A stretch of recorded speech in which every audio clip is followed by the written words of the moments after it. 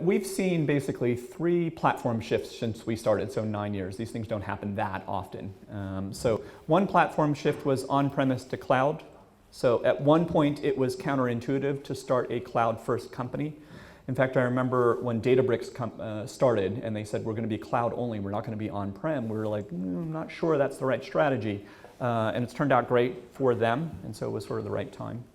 Another big platform shift was mobile first, which at one point it was risky to start a company and not basically build the desktop web version first and start with mobile. It was counterintuitive, and then it flipped.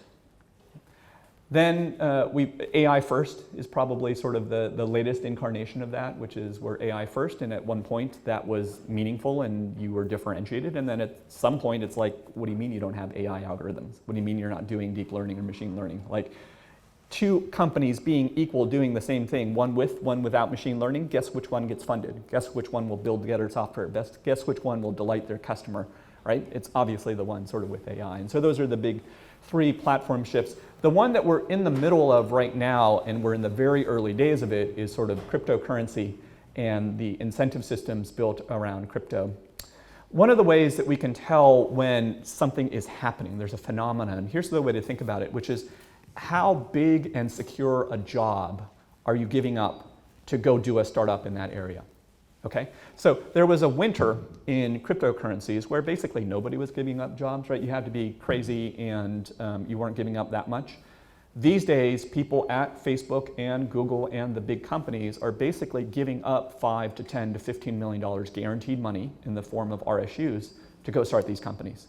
So that gives you a sense of sort of the level of ambition and sort of the ecosystem that is forming around cryptocurrencies. And our belief is that with enough talent going out to build these raw protocols and the game theory concepts that will incent behavior in the systems, we're going to get the next generation internet. Which is to say, if you think about our investments in Facebook and Twitter and Lyft and Airbnb, if there is going to be a disruptor to all of those companies, it will come on the back of cryptocurrencies, right? Which is Facebook amasses all of this attention, and then they can charge advertisers to get to my attention. The thinking is, if Nike wants my attention, why don't I sell it to them directly? If that is a future in which we live, there will probably be a cryptocurrency that mediates that transaction where I sell my attention to Nike.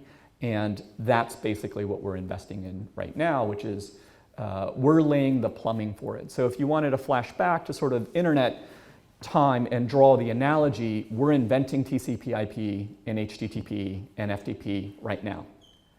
Out of that will come Netscape and later Facebook and later Airbnb.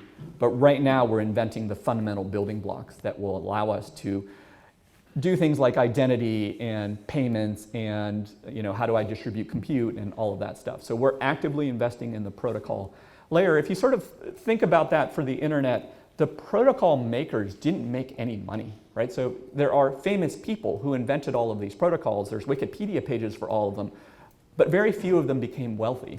And so the idea behind crypto is maybe we can actually help make a generation of people who not only do technical innovation, but can benefit from it financially as well. So super popular these days.